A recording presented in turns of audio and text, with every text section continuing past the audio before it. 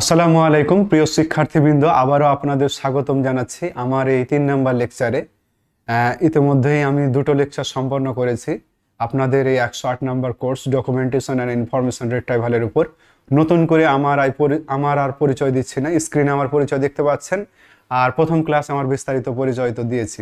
যে কোনো এই কোর্স সংশ্লিষ্ট যে কোনো জিজ্ঞাসার জন্য আপনারা সরাসরি আমার এখানে দেওয়া কন্ট্যাক্ট নাম্বারে যোগাযোগ করতে পারেন। আপনারা জানেন যে ইতিমধ্যে আমরা ডকুমেন্টেশনের যে প্রাথমিক ধারণা এবং ডকুমেন্টেশনের যে বিভিন্ন কার্যাবলী, লক্ষ্য, উদ্দেশ্য এবং ডকুমেন্টেশন যে একটা চক্রাকার পদ্ধতি, এই বিষয়গুলো আমরা বিগত 2টি লেকচারে জেনেছি। 3 নাম্বার আজকের এই লেকচারে আমরা যে বিষয়গুলো জানবো সেগুলো দেখে নেই। আপনারা স্ক্রিনে দেখতে পাচ্ছেন এখানে মোট 7টি বিষয় রয়েছে। 7টি বিষয় সম্পর্কে আমরা বিস্তারিত জানবো। প্রথম যে বিষয়টি, টেকনিক্স অ্যান্ড প্রসিডিওরস অফ ডকুমেন্টেশন, অর্থাৎ ডকুমেন্টেশনের কৌশল ও পদ্ধতি সম্পর্কে আমরা জানবো। এছাড়া আমরা জানবো কিভাবে ডকুমেন্টেশন লিস্ট প্রণয়ন করতে হয়, কারণ এটি খুবই গুরুত্বপূর্ণ একটি জিনিস, ডকুমেন্টেশন তৈরি করার যে পদ্ধতি। আর ডকুমেন্ট কিভাবে আমরা কালেকশন করব এবং এটা কিভাবে স্ক্যানিং করব, অর্থাৎ ডকুমেন্ট কালেকশন অ্যান্ড স্ক্যানিং সম্পর্কে আমরা জানবো। এরপরে আমরা জানবো যে কন্টেন্ট যে অ্যানালাইসিস কিভাবে করে সে বিষয়টি আমরা জানবো। তারপরে আমরা জানবো ফাইল অর্গানাইজেশন সম্পর্কে।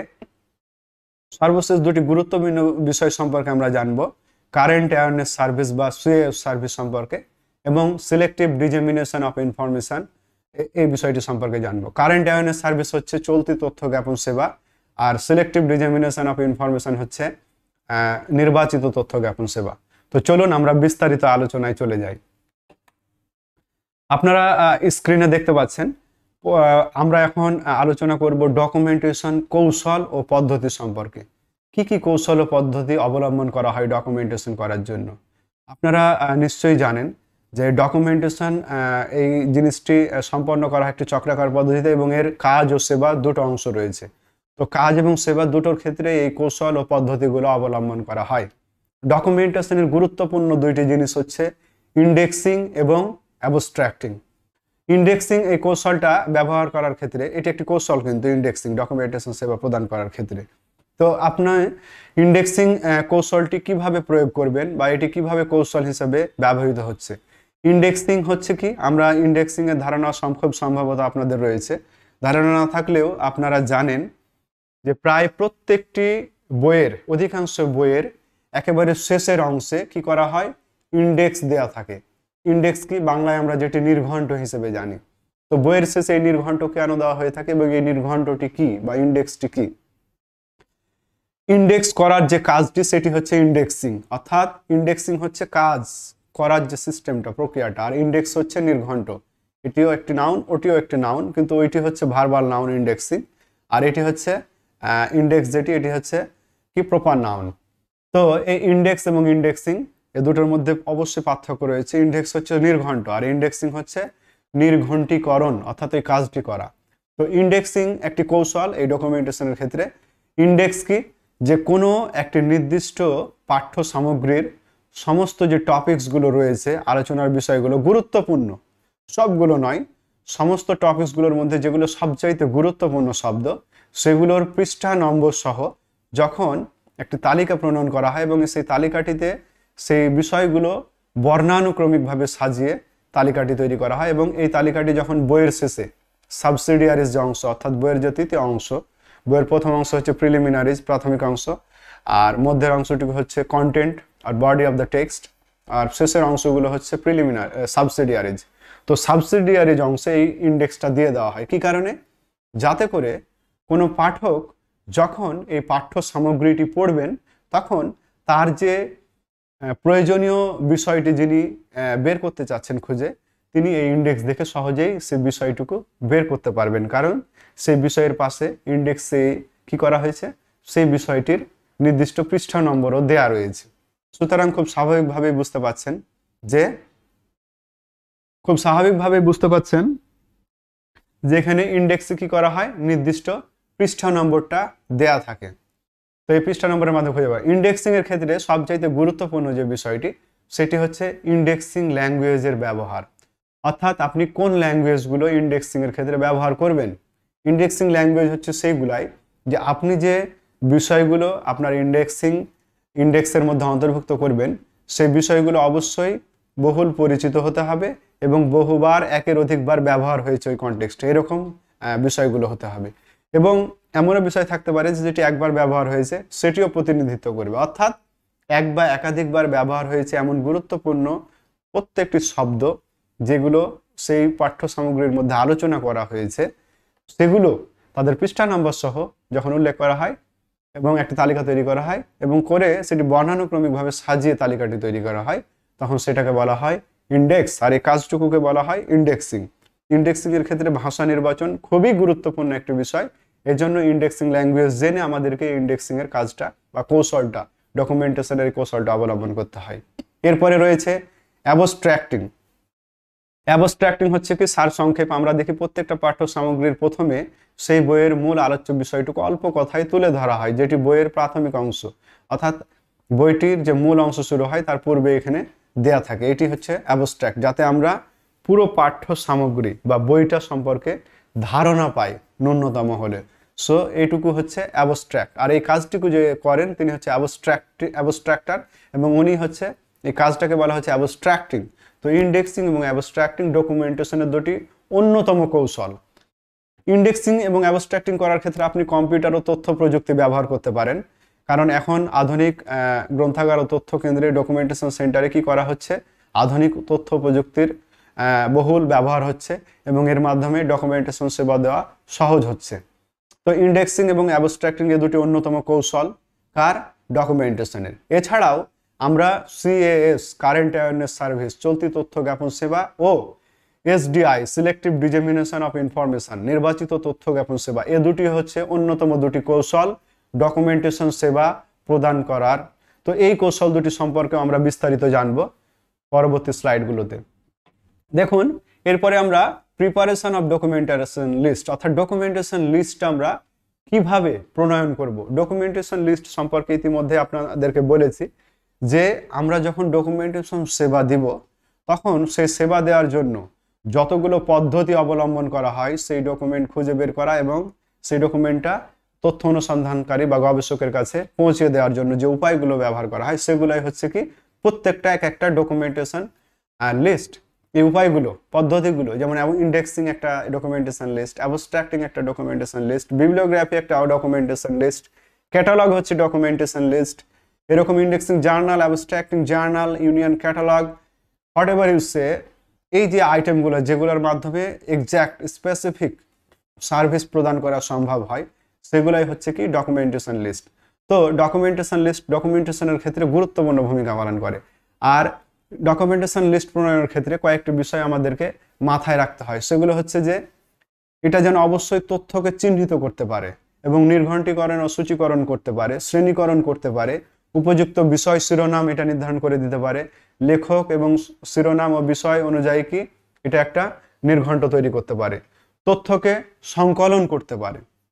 তো এই কয়েকটি বৈশিষ্ট্যের মাধ্যমে আমরা ডকুমেন্টেশন লিস্ট প্রণয়ন করি এবং ডকুমেন্টেশন লিস্ট খুবই গুরুত্বপূর্ণ একটি বিষয় ডকুমেন্টেশন সেবা প্রদান করার ক্ষেত্রে। আবারও আমি রিপিট করে নিচ্ছি, ডকুমেন্টেশন লিস্ট আমরা যেটা প্রণয়ন করেছি সেটা অবশ্যই যে কোনো একটি তথ্যকে চিহ্নিত করবে, নির্দিষ্ট নির্ঘণ্টীকরণ ও সূচীকরণ করার সুযোগ থাকবে, শ্রেণীকরণ করবে, এরপরে কি উপযুক্ত বিষয় শিরোনাম নির্ধারণ করবে, লেখক শিরোনাম ও বিষয়ের কি করবে, এগুলো নির্ঘণ্ট তৈরি করতে পারবে, আর তথ্যকে সংকলন করবে এই বিষয় অনুযায়ী। এই হচ্ছে ডকুমেন্টেশন লিস্টের গুরুত্ব। এবার আমরা জানবো যে ডকুমেন্ট সংগ্রহ ও স্ক্যানিং কিভাবে করা হয়। আমরা জানি যে ডকুমেন্ট সংগ্রহ করার পূর্বে কি করা হয়, বইকে মূল্যায়ন প্রথমে করা হয়, বুক ইভ্যালুয়েশন, এরপরে কি বুকটা সিলেকশন করা হয়, তারপরে আইডেন্টিফাই করে সেটাকে আমরা কালেক্ট করি বা কালেকশন করি। তো এইটা হচ্ছে সংগ্রহ করার নির্দিষ্ট একটি প্রক্রিয়া রয়েছে। আমরা জানি যে ডকুমেন্ট ক্রয় বা সংগ্রহ করার ক্ষেত্রে নির্দিষ্ট একটি প্রক্রিয়া অবলম্বন করতে হয়। এখানে টেন্ডারও, অনেক বেশি বড় বাজেটের বই ক্রয় করলে টেন্ডার করতে হয়। নর্মালি সরাসরি আমরা যদি ক্রয় করি সেক্ষেত্রে হয়তো টেন্ডার প্রয়োজন হয় না, কিন্তু ডকুমেন্ট এই যে সংগ্রহ করার ক্ষেত্রে আমাদেরকে মূল্যায়ন ও নির্বাচন এই দুটি পদ্ধতি অবলম্বন করা হয়। আর ডকুমেন্টেশন লিস্ট যখন আমরা তৈরি করব তখন যেটা করা হয় সেটা হচ্ছে কি আমার যে তথ্য ভাণ্ডার বা পাঠ্য সামগ্রীর যে ভাণ্ডার, অর্থাৎ আমার যে ডকুমেন্টেশন বা তথ্য কেন্দ্র রয়েছে, এই কেন্দ্র থেকে আমি আমার যে নির্দিষ্ট ডকুমেন্টেশন লিস্ট তৈরি করব, সেটি কোনগুলো নেব, কোন বিষয়ের নেব, কোন লেখকের নেব, কোন নির্দিষ্ট টপিকের উপর নেব, কোন গবেষণার উপর নেব, সেটি হচ্ছে কি তথ্য সংগ্রহ করার একটি গুরুত্বপূর্ণ জিনিস, যেটি এই ডকুমেন্টেশনের ক্ষেত্রে বেশি প্রয়োজন হয়। আর স্ক্যানিংটা কি, আমি এই যে এত শতগুলো ডকুমেন্ট রয়েছে, এই এত শত ডকুমেন্টের মধ্যে থেকে আমার যে স্পেসিফিক চাহিদাকৃত তথ্য রিলেটেড যে ডকুমেন্ট বা তথ্য সামগ্রীটি নিব, সেটি হচ্ছে স্ক্যানিং। স্ক্যানিং মানে হচ্ছে একেবারে উপযুক্তভাবে যাচাই বাছাই করে প্রকৃত বা কাঙ্ক্ষিত চাহিদাকৃত যে তথ্য সামগ্রী বাছাই করা, সেটি হচ্ছে স্ক্যানিং। তো একটি ডকুমেন্টের ক্ষেত্রে আবার স্ক্যানিং করার প্রয়োজন হয়। যেমন আমি যদি ইন্ডেক্স করি কোনো একটা পাঠ্য সামগ্রীর, আমার কোন কোন সাবজেক্টগুলো বা কোন কোন বিষয়গুলো আমি অন্তর্ভুক্ত করব, বা কোন কোন বিষয়গুলো আলোচিত হয়েছে এই বইয়ের মধ্যে, এটা অবশ্যই আমাকে জানতে হবে। এই জন্য পুরো বইটা আমাকে পড়তে হবে ভালোভাবে। এটাই হচ্ছে স্ক্যানিং। এটাকে আমরা অনেকে ব্রাউজিংও বলি, অনলাইন কনটেক্সটে, যেটি যে পুরোটা পড়ে দেখা, অর্থাৎ অনলাইন রিডিংটা হচ্ছে ব্রাউজিং। তো এই স্ক্যানিং বিভিন্ন দৃষ্টিকোণ থেকে করা হয়, যে কোন দৃষ্টিকোণ থেকে কোনো বিষয়ের উপর কখনো গুরুত্ব দেওয়া হয়, কখনো আবার নির্দিষ্ট টপিকের উপর গুরুত্ব দিয়ে এই স্ক্যানিংটা করা হয়। ডকুমেন্ট সংগ্রহ করার ক্ষেত্রে স্ক্যানিং খুবই গুরুত্বপূর্ণ একটি বিষয়। পুস্তক আলোচনা ও নির্বাচন করার একটি পদ্ধতির মাধ্যমে কি এই স্ক্যানিংটা আমরা করে থাকি। তো ডকুমেন্ট স্ক্যানিং করবো আমরা কি করার জন্য, ডকুমেন্ট সংগ্রহ করার জন্য। আর এই স্ক্যানিং করে আমরা প্রপার সার্ভিসটা দিব। এরপরে আসি কন্টেন্ট অ্যানালাইসিস সম্পর্কে। আপনারা দেখতে পাচ্ছেন কন্টেন্ট অ্যানালাইসিস মূলত, কন্টেন্ট বলতে কি বোঝায়, যে আমার যে আলোচিত বিষয়গুলো, অর্থাৎ সূচিপত্র আমরা ধরে নিতে পারি, অথবা আমার যে কোনো একটা ডকুমেন্টেশন লিস্টে কোনো বিষয় আমরা অন্তর্ভুক্ত করেছি, সেই সমগ্র যে বিষয়গুলো রয়েছে এগুলোই হচ্ছে কন্টেন্ট। এটাকে আমরা অ্যানালাইসিস করি। কি কারণে, আমরা প্রপার একটা ডকুমেন্টেশন লিস্ট তৈরি করবো এই জন্য। তো কন্টেন্ট অ্যানালাইসিস সাধারণত দুইভাবে করা হয়। একটি হচ্ছে ধারণাগত বিশ্লেষণ, আরেকটি হচ্ছে সম্পর্কগত, অর্থাৎ কনসেপচুয়াল কন্টেন্ট অ্যানালাইসিস, আরেকটি হচ্ছে কি রিলেশনাল কন্টেন্ট অ্যানালাইসিস। তো কন্টেন্ট বিশ্লেষণের ক্ষেত্রে কয়েকটি বিষয় আমাদের কয়েক ধরনের ডকুমেন্টকে আমরা কি বিবেচনায় নিয়ে থাকি। এগুলো হতে পারে লিখিত, রিটেন, এগুলো হতে পারে মৌখিক। দুঃখিত, এখানে একটি বানান ভুল থেকে গেছে, মৌখিক হবে, এটি মৌখিক লয়, আপনারা এটি মৌখিক হিসেবে নেবেন। তো রিটেন, ওরাল, এরপরে হচ্ছে কি ভিজুয়াল হতে পারে, অডিও ভিজুয়াল হতে পারে, হাইপার টেক্সট হতে পারে। এরকম 5 ধরনের টেক্সট আমরা বিবেচনায় নিয়ে থাকি কন্টেন্ট অ্যানালাইসিসের ক্ষেত্রে। ধারণাগত বিশ্লেষণ আর সম্পর্কগত বিশ্লেষণটাকে আমি খুব সহজভাবে বলি, বিস্তারিত আপনারা পাবেন বইয়ে, বা আমরা কখনো সরাসরি সাক্ষাৎ হলে এগুলো জানবো। ধারণাগত বিশ্লেষণ হচ্ছে এটি, যে আমি যখন কোনো একটি কন্টেন্ট তার টাইটেল বা শিরোনাম সহ দেখছি, তখন সেখান থেকে আমি প্রাথমিকভাবে কিছু একটা ধারণা করে নিচ্ছি যে এটা এইরকম হবে। মানে আমি আমার ধারণা থেকে, পূর্ব অভিজ্ঞতা থেকে এই টেক্সটটা সম্পর্কে কোনো ধারণা নিচ্ছি। সেটি হচ্ছে conceptual analysis, conceptual content analysis. আর সম্পর্কগত বিশ্লেষণ কি, এটা হচ্ছে রিলেশনাল কন্টেন্ট অ্যানালাইসিস। এখানে খুব চমৎকার একটি বিষয় রয়েছে, যে আমাদের যে ডেটাবেস তৈরি হয় অনলাইনে যে বিভিন্ন ডেটাবেস তৈরি হয়, এগুলো পুরোটাই কিন্তু এই রিলেশনশিপ কন্টেন্ট অ্যানালাইসিসের মাধ্যমে তৈরি হয়। এখানে আমরা জানি ফাইল 2 ধরনের রয়েছে, একটা হচ্ছে টেক্সট ফাইল, আর একটি হচ্ছে কি ইনভার্টেড ফাইল। এই দুইটি বিষয় খুব গুরুত্বপূর্ণ। ইনভার্টেড ফাইলের উপর বেজ করেই কিন্তু ডেটাবেস তৈরি হয়। অর্থাৎ আপনি দেখেন এখানে ধারণাগত বিশ্লেষণ, সম্পর্কগত বিশ্লেষণ, দুটো বিষয় রয়েছে। তার নিচে দেখুন 5টি বিষয়: লিখিত, মৌখিক, চিত্র সম্বলিত, অডিও ভিজুয়াল ও হাইপার টেক্সট। এই 5টি বিষয় যদি আমরা সাজাই, তাহলে যদি বর্ণানুক্রমিকভাবে সাজাই, প্রথমে আসবে অডিও ভিজুয়ালের পরে এরপরে বর্ণানুক্রমিকভাবে একের পর এক চলে আসবে। তো এগুলো যদি আমরা 1 2 3 করে সাজাই, তাহলে অডিও ভিজুয়াল হবে 1, এরপরে বর্ণানুক্রমিকভাবে যেটি পড়ে 2 3 4 5 এরকম হবে। তো এটাকে বলা হয় ইনভার্টেড ফাইল সিস্টেম। এইভাবে কি করা হয়, আমরা যে ডেটাবেস তৈরি করি অনলাইনে, আমাদের যে ডেটাবেসগুলো রয়েছে, যে আমরা ক্লিক করলে কোনটা আগে আসবে, অডিও ভিজুয়াল আগে আসবে, বা সেরকমভাবে অডিও ভিজুয়ালের কোড কত 1, সেই 1 চাপলে আমরা অডিও ভিজুয়াল চলে আসবে, এরকমভাবে কোডিং করা থাকে। এটা হচ্ছে ইনভার্টেড ফাইল। তো কন্টেন্ট অ্যানালাইসিসের ক্ষেত্রে, অনলাইন ইন্ডেক্স তৈরি করার ক্ষেত্রে, হাইপার টেক্সট কন্টেন্ট তৈরি করার ক্ষেত্রে এই আমাদের সম্পর্কগত বিশ্লেষণটার প্রয়োজন হয়। তো এই ছিল কন্টেন্ট অ্যানালাইসিস বা কন্টেন্ট বিশ্লেষণ। এরপরে আমরা জানবো ফাইল অর্গানাইজেশন সম্পর্কে। ফাইল আমরা জানি যে ডকুমেন্টেশনের ক্ষেত্রে অনেক ধরনের ডকুমেন্টেশন লিস্ট তৈরি করতে হয় আমাদের। সেখানে থাকে catalogue file, circulation data file, ready reference file থাকে। এসডিআই ফাইল থাকে, সিএস ফাইল থাকে। তো উপরোক্ত এই সমস্ত যে ফাইলগুলো রয়েছে এগুলো আপনি কিভাবে বিন্যাস করে রাখবেন যাতে প্রয়োজনের সময় আপনি খুঁজে পান, এটাই হচ্ছে ফাইল অর্গানাইজেশন। যা আপনি বিভিন্ন ধরনের ফাইলগুলোকে নির্দিষ্ট একটা স্টাইলে আপনি বর্ণানুক্রমিক হোক, অ্যালফাবেটিক্যাল হোক, বা সাবজেক্ট ডিপেন্ডেন্ট হোক, যেভাবে হোক, বা অথর ডিপেন্ডেন্ট হোক, আপনি সাজিয়ে রাখবেন। এটাই হচ্ছে ফাইল অর্গানাইজেশন, যাতে আপনি প্রয়োজনের সময় সেই ফাইলটা বের করে আপনি সেই সেবাটা দিতে পারেন। তো ফাইল অর্গানাইজেশন খুবই গুরুত্বপূর্ণ একটি কাজ ডকুমেন্টেশনের ক্ষেত্রে, কারণ আপনি এত কষ্ট করে এই যে ফাইল ক্রিয়েট করেছেন, এত কন্টেন্ট ক্রিয়েট করেছেন, এত ডকুমেন্টেশন লিস্ট ক্রিয়েট করেছেন, তো আপনি সেগুলো যদি প্রয়োজনের সময় খুঁজে না পান বা দেরি হয়, তাহলে আপনার তো প্রপার যে লক্ষ্যটা সেটা তো এখানে সফল হচ্ছে না, আপনি সেই সেবাটি কাঙ্ক্ষিত সময়ে দিতে পারছেন না। তাহলে অবশ্যই আপনাকে ফাইলটা প্রপারলি অর্গানাইজ করতে হবে, অর্থাৎ সঠিকভাবে বিন্যাস করে রাখতে হবে, যাতে আপনার প্রয়োজনে আপনি খুঁজে পান এবং তথ্য অনুসন্ধানকারীকে খুঁজে যথোপযুক্ত সময়ে দিতে পারেন। এবার দেখুন, কারেন্ট অ্যাওয়ারনেস সার্ভিস, যে চলতি তথ্য জ্ঞাপন সেবা, খুবই গুরুত্বপূর্ণ একটি সেবা।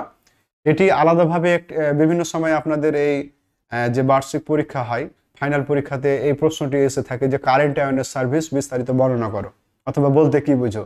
এসডিআই সম্পর্কে অনুরূপভাবে প্রশ্ন এসে থাকে। তো কারেন্ট অ্যাওয়ারনেস সার্ভিসটা কি আসলে আমরা বোঝার চেষ্টা করি।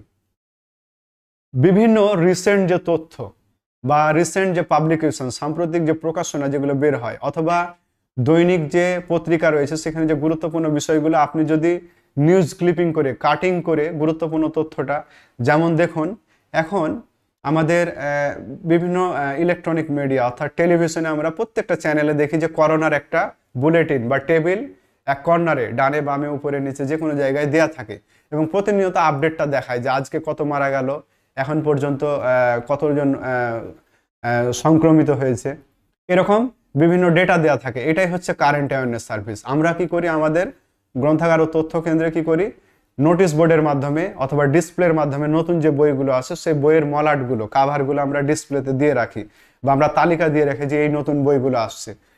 নিউজ পেপারের বিভিন্ন গুরুত্বপূর্ণ সংবাদ আমরা কেটে কি করি, নোটিশ বোর্ডে দিয়ে রাখি। আমরা বিভিন্ন সার্কুলার, চাকরির যে বিজ্ঞপ্তি, সেগুলো কেটে কেটে আমরা দিই। এগুলো হচ্ছে কি, সবই কারেন্ট অ্যাওয়ারনেস সার্ভিস বা চলতি তথ্য জ্ঞাপন সেবা। তো এই চলতি তথ্য জ্ঞাপন সেবা খুবই গুরুত্বপূর্ণ একটি ডকুমেন্টেশন সার্ভিস, যেটি অনেক গ্রন্থাগার ও তথ্য কেন্দ্র এবং ডকুমেন্টেশন সেন্টার প্রদান করে থাকে। এবার আমরা জানবো নির্বাচিত তথ্য জ্ঞাপন সেবা সম্পর্কে। Selective dissemination of information. নির্বাচিত তথ্য জ্ঞাপন সেবাটা আসলে কি? অর্থাৎ কোনো একটি নির্দিষ্ট পাঠক বা নির্দিষ্ট গবেষক বা নির্দিষ্ট তথ্য অনুসন্ধানকারী যখন নির্দিষ্ট কোনো তথ্য আমার কাছ থেকে চাইবে, তখন সেটি নির্দিষ্ট ডকুমেন্টের মধ্যে থেকে সেই টপিক রিলেটেড তথ্যটি খুঁজে তাকে তার চাহিদার সাথে ম্যাচিং করে আমরা যখন প্রদান করব, তখন সেটি হচ্ছে কি নির্বাচিত তথ্য জ্ঞাপন সেবা। অর্থাৎ এটি হচ্ছে একেবারে স্পেসিফিক সেবা, কোনো একজন নির্দিষ্ট পাঠককে নির্দিষ্টভাবে তার তথ্য অনুসন্ধান করে স্পেশাল কেয়ার নিয়ে, বিশেষ যত্ন নিয়ে প্রদান করা হচ্ছে।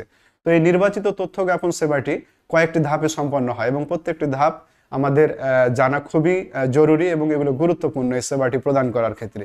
কি, প্রথমেই আমাকে আমার ডকুমেন্ট প্রোফাইল তৈরি করে রাখতে হবে, অর্থাৎ আমি যে এত রকমের ডকুমেন্টেশন লিস্ট তৈরি করেছি, কি কি ডকুমেন্টেশন লিস্ট আমার কাছে আছে তার পুরো প্রোফাইল আমার কাছে থাকবে, অর্থাৎ এই ডকুমেন্ট আমার কাছে আছে। এরপরে যেই পাঠক, আমাদের যে গবেষক, যে তথ্য অনুসন্ধানকারী, আমাদের গ্রন্থাগার বা ডকুমেন্টেশন সেন্টারের সদস্য, মেম্বার, অথবা যারা প্রায়শই আসে, তাদের প্রোফাইল আমাদের লাইব্রেরিতে থাকা লাগবে বা ডকুমেন্টেশন সেন্টারে থাকা লাগবে। এই কারণে, কারণ আমি সেই ইউজার সম্পর্কে যদি না জানি, সেই ইউজারের চাহিদা সম্পর্কে যদি না জানি, সেই ইউজার কি কি নিয়ে গবেষণা করছে এবং তার কি ধরনের তথ্য প্রয়োজন হতে পারে, এই তথ্যগুলো যদি আমার কাছে না থাকে, আমি তার রিলেভেন্ট ডকুমেন্ট কিভাবে তৈরি করব, ডকুমেন্টেশন লিস্ট কিভাবে তৈরি করব, বা কোনগুলো আমি তৈরি করব। তো এই জন্য ডকুমেন্ট প্রোফাইল এবং ইউজার প্রোফাইল দুটোই খুবই গুরুত্বপূর্ণ এই এসডিআই সেবা প্রদান করার ক্ষেত্রে। ডকুমেন্ট প্রোফাইলের মধ্যে কি থাকবে, আপনার ডকুমেন্টেশন লিস্ট যত ধরনের আছে সবগুলো আপনার একটা তালিকা থাকবে, এবং কি কি ডকুমেন্ট রয়েছে সেটা উল্লেখ থাকবে। ইউজার প্রোফাইলে কি থাকবে, আপনারা জানেন যে আমরা প্লেয়ার প্রোফাইল দিয়ে দেখে থাকি। প্লেয়ার প্রোফাইলে কিন্তু তার জীবনের সমস্ত বৃত্তান্ত দেওয়া থাকে না, শুধু থাকে গুরুত্বপূর্ণ তথ্যগুলো। যদি একজন প্লেয়ারের প্রোফাইল দেখে আমরা দেখি তার নাম, উচ্চতা, সে কতটি ম্যাচ খেলেছে এবং কতটিতে জিতেছে, কত রান করেছে, এই গুরুত্বপূর্ণ তথ্যগুলো থাকে। তো ইউজার প্রোফাইলের ক্ষেত্রে আমরা ইউজারের পরিবার সম্পর্কে জানবো না, আমরা জানবো এই ইউজারটির নাম কি, এই ইউজার কি ধরনের পড়ালেখা করছেন এবং উনি কী নিয়ে গবেষণা করছেন, উনার চাহিদার বিষয়গুলো কী কী, এগুলো আমরা জানবো। এটাই হচ্ছে ইউজার প্রোফাইল। তো এই ডকুমেন্ট এবং ইউজার প্রোফাইল আমরা কি করব, তৃতীয় ধাপে এসে ম্যাচিং করব, অর্থাৎ আমার কাছে কোনো ইউজার কি চেয়েছে এবং আমার কাছে কি কি ডকুমেন্ট রয়েছে সেটা ম্যাচ করব। ম্যাচ করার পরে যদি দেখি যে না আমি ভুল করেছি, তার চাহিদা এগুলো কিন্তু আমি এগুলো নিয়ে আসছি, এটা আবার কারেকশন করব, আমি প্রয়োজনীয় কারেকশন করে নিব। এরপরে যখন আমার ফাইনাল ম্যাচিং করে লিস্টটা তৈরি হয়ে গেল, তার তথ্য চাহিদার ভিত্তিতে আমি যে তথ্য খুঁজেছি, তখন তাকে আমি অবগত করব, জানাবো। সেটি ওভার ফোনে হতে পারে, সরাসরি হতে পারে, অথবা তাকে পত্রজারির মাধ্যমে হতে পারে। নোটিফিকেশন দেব। নোটিফিকেশন দেওয়ার পরে সে কি করবে, এই তার তথ্যের চাহিদাটা পূরণ হয়েছে কিনা, অর্থাৎ সে তার চাহিদাকৃত তথ্য পেয়েছে কিনা সেটা সে ফিডব্যাক দিবে, অথবা কোনো কিছু ভুল দেওয়া হয়েছে কিনা, আরো কোনো কিছু চাই কিনা সে ফিডব্যাকটা দিবে। সেই ফিডব্যাকটাকে আবার কি করবো, আমরা আবার রিঅ্যাডজাস্টমেন্ট করব। রিঅ্যাডজাস্টমেন্ট অর্থ হচ্ছে সে যদি সেই তথ্যতে সন্তুষ্ট না থাকে, তার যদি আরো তথ্য প্রয়োজন হয়, তখন আবার নতুন তথ্য খুঁজে এটার সাথে রিঅ্যাডজাস্ট করব, যেই ডকুমেন্ট প্রোফাইলটা আমি খুঁজেছিলাম তথ্যটা। তো এই হচ্ছে 6টি ধাপ। এই 6টি ধাপের মাধ্যমে নির্বাচিত তথ্য জ্ঞাপন সেবা বা সিলেক্টিভ ডিজামিনেশন অফ ইনফরমেশন SDI সেবা প্রদান করা হয়, এবং এটিও বড় একটি প্রশ্ন আকারে আপনাদের পরীক্ষাতে এসে থাকে। তো এই ছিল আমার আজকের এই 3 নম্বর লেকচারের আলোচনা। আশা করি বিষয়গুলো আপনাদের বোঝাতে সমর্থ হয়েছি। এরপরেও যদি আপনাদের কোনো কিছু স্পষ্ট বা পরিষ্কার না হয়ে থাকে, আপনারা কমেন্ট সেকশনে কমেন্ট করে জানাতে পারেন, অথবা সরাসরি আমার মোবাইল নাম্বার দেওয়া রয়েছে, এখানে কল করেও আমার সাথে এই টপিকস রিলেটেড আলোচনা করতে পারেন। সবাই ভালো থাকবেন, করোনার এই সংকটকালে নিজেকে নিরাপদ রাখবেন। আসসালামু আলাইকুম।